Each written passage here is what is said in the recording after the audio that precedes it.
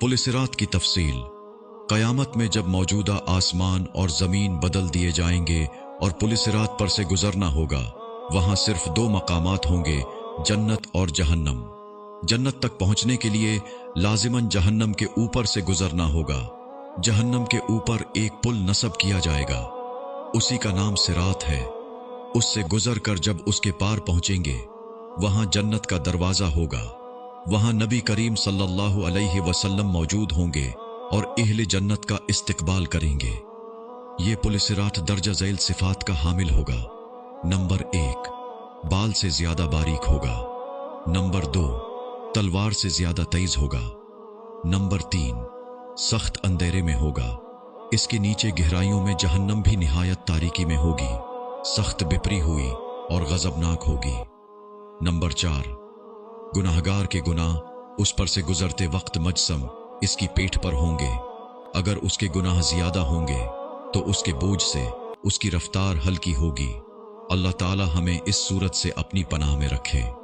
और जो शख्स गुनाहों से हल्का होगा तो उसकी रफ्तार पुलिसिरात पर तेज होगी।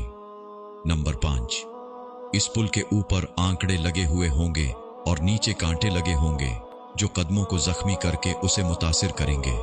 लोग अपनी बदामालियों के लिहाज से इससे मुतासिर होंगे। नंबर 6, जिन लोगों की बेईमानी और बदामालियों की वजह से उनके पैर फिसल कर वो जहन्नम के गड्ढे में गिर रहे होंगे, उनकी बुलंद चीख पुकार से पुलिसिरात पर दहशत तारी होगी। रसूलुल्लाह सल्लल्लाहु अलैहि वसल्लम पुलिसिरात की दूसरी जानिब जन्नत के दरवाजे पर खड़े होंगे। जब तुम पुलिसिरात पर पहला कदम रख रहे होगे, आप सल्लल्लाहु अलैहि वसल्लम तुम्हारे लिए अल्लाह ताला से दुआ करते हुए कहेंगे, या रब्बि सल्लिम, या रब्बि सल्लिम। आप भी नबी सल्लल्लाहु अलैहि वसल्लम के लिए दरूद पढ़िए। लोग अपनी आंखों से अपने सामने बहुत सौ को पुलिसिरात से गिरता हुआ देखेंगे और बहुत सौ को देखेंगे कि वो इससे निजात पा गए हैं। बंदा अपने वालिदीन को पुलिसिरात पर देखेगा लेकिन उनकी कोई फिक्र नहीं करेगा। वहां तो बस एक ही फिक्र होगी कि किसी तरह खुद पार हो जाए।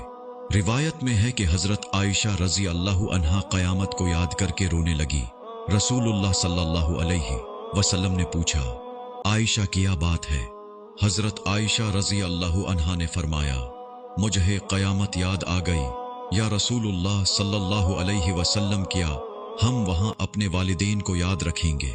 क्या वहां हम अपने महबूब लोगों को याद रखेंगे?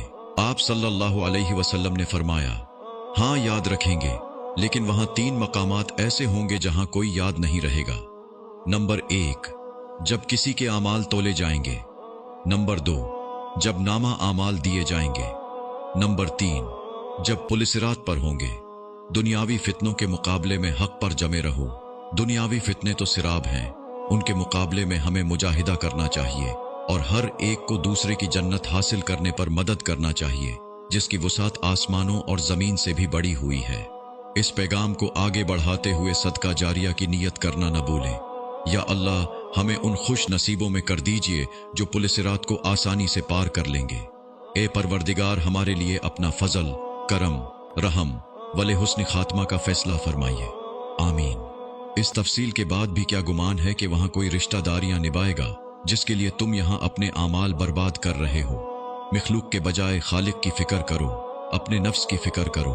कितनी उम्र गुजर चुकी है और कितनी बाकी है? क्या अब भी लापरवाही और आइश की गुंजाइश है?